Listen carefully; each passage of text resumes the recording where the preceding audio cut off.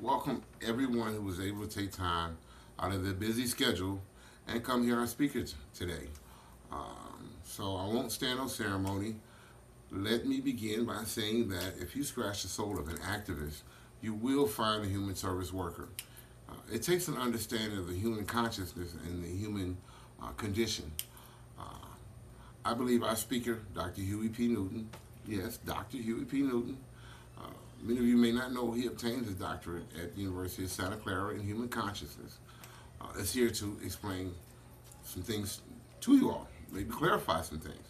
Another thing you may not know is that he is part of the situation that he fights to resolve, uh, meaning that he's part of the black experience in America. His family moved from Louisiana to Oakland during one of the great migrations of blacks from the South to the North in search of jobs.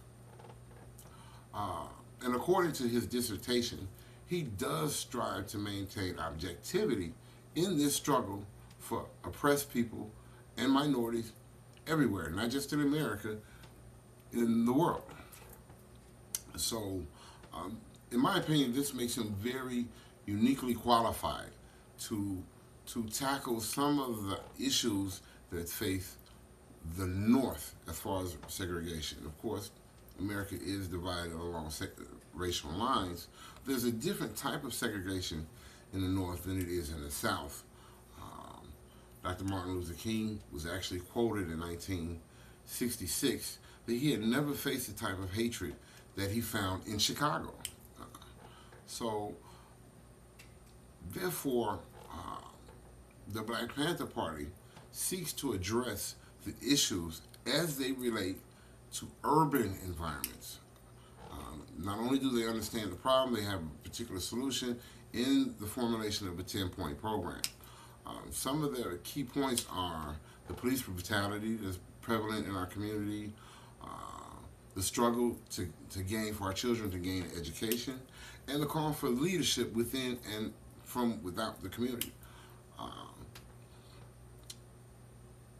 Police brutality is so rampant. It's not a isolated thing for particular environments.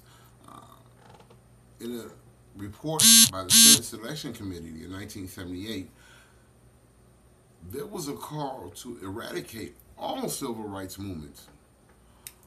So that trickles down to how we are affected in the community. Therefore, the Black Panther Party has called us to action to police the police within our community. There are really no stopgaps on police brutality. Chronicler Harvey Richards, reporter from Oakland, says that it's just rampant. Police brutality is just rampant in Oakland, which has its peculiar problems. This also leads to the problem of getting an education for minority children. What you may not know is they go to school hungry.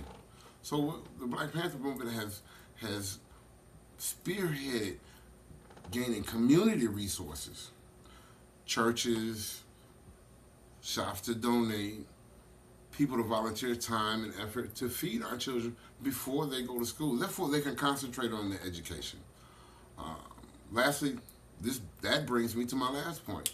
We need leaders from within our community to address our problems. Once again, Dr. Martin Luther King couldn't address the issues that face the urban environment. Therefore, we need leaders from our community.